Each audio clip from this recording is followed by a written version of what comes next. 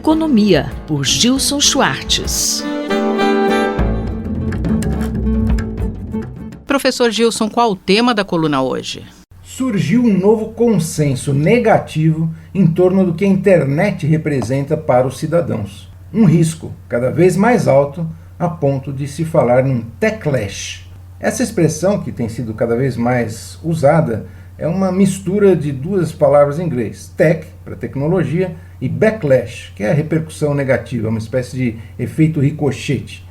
Passada a pandemia, que obrigou todo mundo a viver numa realidade digital, ao menos quem tinha recursos para se conectar com qualidade, surgiu um movimento, sobretudo empresarial, indicando uma tendência aparentemente irreversível de mergulho ainda mais profundo no digital, por exemplo, com metaversos, como indica o marketing do Facebook, ou o lançamento de um novo dispositivo pela Apple que promete maravilhas se enfiarmos as nossas cabeças e olhos numa espécie de capacete isolante. Na prática, entretanto, são cada vez mais fortes os sintomas de um sentimento negativo associado a essa massificação da imersão digital.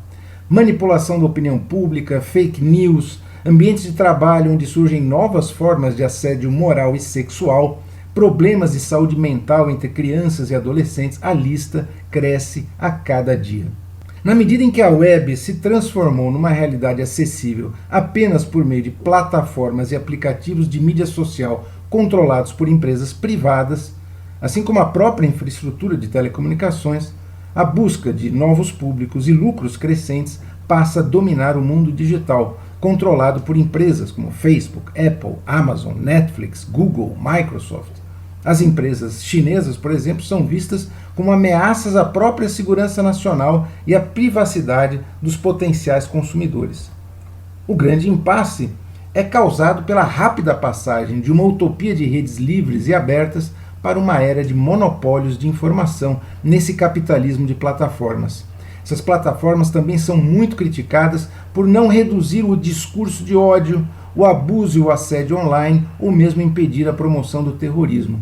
A dimensão desse crescente techlash global tem motivado pesquisadores a discutir e propor novas formas de fazer política pública e estabelecer uma regulamentação da mídia. Na União Europeia, essa tendência é mais forte. Os reguladores têm adotado uma postura cada vez mais ativa em relação a essas empresas de plataformas digitais. A Comissão Europeia já multou o Google por práticas anticompetitivas relacionadas à própria criação de perfis de conteúdo nas pesquisas. A Alemanha aprovou leis que impõem multas pesadas para as plataformas que não conseguem remover rapidamente conteúdo considerado ilegal ou discurso de ódio. O Brasil vai um pouco nesse caminho, pelo menos há algumas tendências. Esse confronto entre plataformas digitais globais e grupos de comunicação nacionais já chegou ao Congresso Nacional. Numa das áreas mais dinâmicas da economia digital, que é o mercado de games, quase foi aprovado em regime de urgência um marco regulatório que se apresentava como legislação voltada à indústria, mas que na prática trouxe para o centro das atenções o que os lobbies denominam de jogos de fantasia. Professor, o que são esses jogos de fantasia? Na prática, são grupos empresariais voltados ao mercado de apostas, loterias e outras formas de jogos de azar. No lugar de games, o lobby quer criar políticas de apoio ao que nada mais é que uma disfarçada legalização de cassinos digitais. Parte dos recursos arrecadados seria destinada aos esportes, e é cada vez mais comum para quem assiste jogos de futebol pela televisão ter que encarar durante as partidas um festival de apelos para a realização de bets, ou seja, apostas. Muitos times, inclusive, já começam a ter o patrocínio dessas empresas de bets.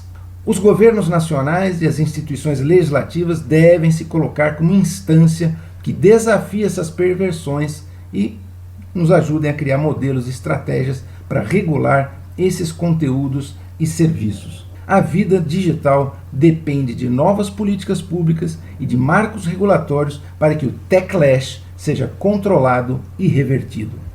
A gente volta daqui a 2 semanas comentando tendências de economia, política e tecnologia no Brasil e no mundo. Eu, Simone Lemos, ouvi o professor Gilson Schwartz. Economia, por Gilson Schwartz.